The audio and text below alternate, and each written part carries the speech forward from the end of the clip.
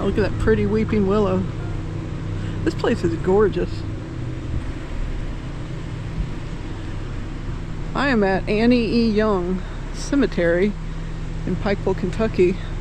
This is my first time here, actually. Now, I've seen a lot of people doing my research that are buried here. This place is huge, and this is actually what I'm looking for. The J.U. Thacker Memorial Mausoleum, erected in 1991.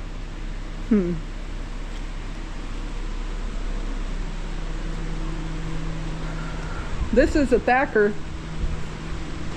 You know what's interesting? It's erected in 1991 and she died way before that. How'd she end up in there?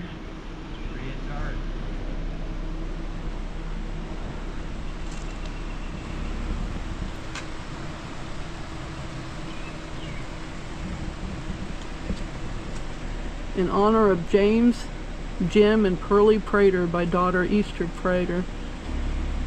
Oh, it's cool.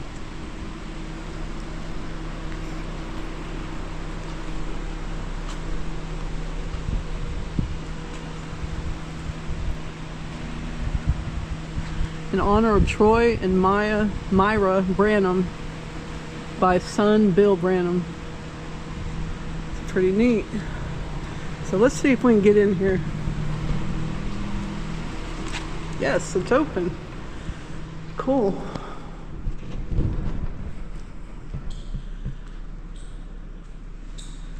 So let's see if we can find who I'm looking for. It smells so good in here.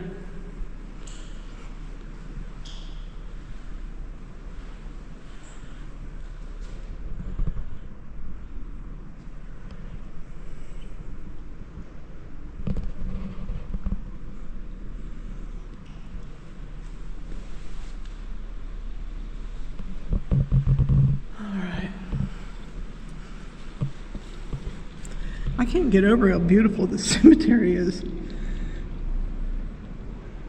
I mean, there's actually like air conditioning in here. I mean, I know I sound whatever, but just not used to this. I mean, it's in a big city, but this is really nice.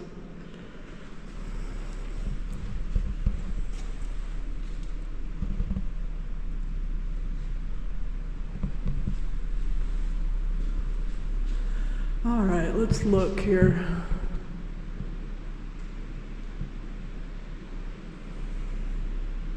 And I see her. I see her. And Leo's out there waiting with the puppies. We're trying to get them used to traveling so that we can do more things.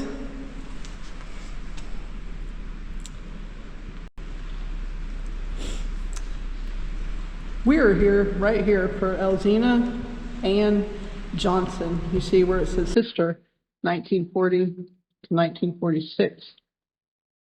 January 25th, 1946 was a bitter cold day in the remote area of Big Creek, Kentucky.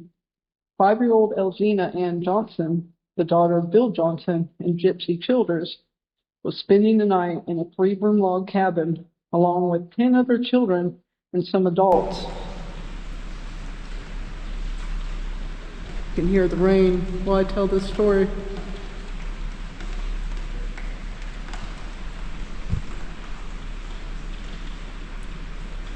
The reason she was there was because 4 days before, her family had lost their home in a fire in Elkhorn City, where she lived.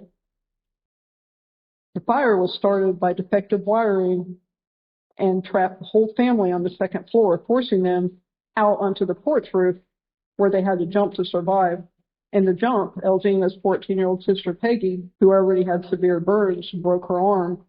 The father, Bill, broke his foot, and the young son, Billy Jr., and the mother, Gypsy, were not injured, but they suffered from shock. She was staying with the Hensleys until everything could be settled, but it seems fate came again to reclaim little Elzena here. After everyone had settled in for the night, fire broke out in the cabin that she was now in. It started in the heating stove and quickly overcame the three-room cabin. The father, Colbert Hensley, was at work at the time. He was a miner. And the mother that was there, carried two of his children to safety, was unable to rescue the children that died. Elzena, sadly, was one of those who didn't make it out. Caught again in a nightmare of flames, she simply couldn't escape this time. Three of the Hensley's children, Vina, Goldie, and Colbert Jr., who were 8, 6, and 5, died in the fire as well. Today, I wanted to remember these children and adults that suffered such a tragedy. Though the pain is long gone and they've moved on from this planet, they were still here at one time, and it's just a reminder of how short life can be. And also, time changes everything, because now this tragedy lays silent just in newspapers and now on video. Here's the parents, William and Gypsy, 1899 to 1991. You know what? I think I figured out why they're in here. You know how they had just built this in 1991 when William died, Bill.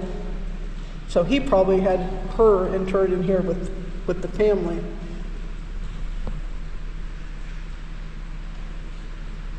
I assume that's Gypsy's family right here, Johnny and Ruby Childers.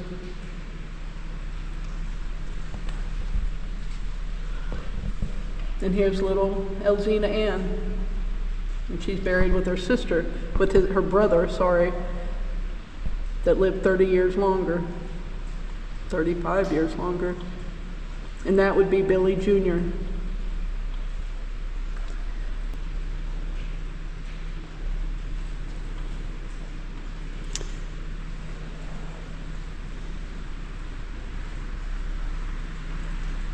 Well, thank you guys for joining me today. I hope you enjoyed the story as much as you can enjoy that, of course. But regardless if we come out here and do these stories or not, it still happened. But we will see you next time on the Hillbilly Files.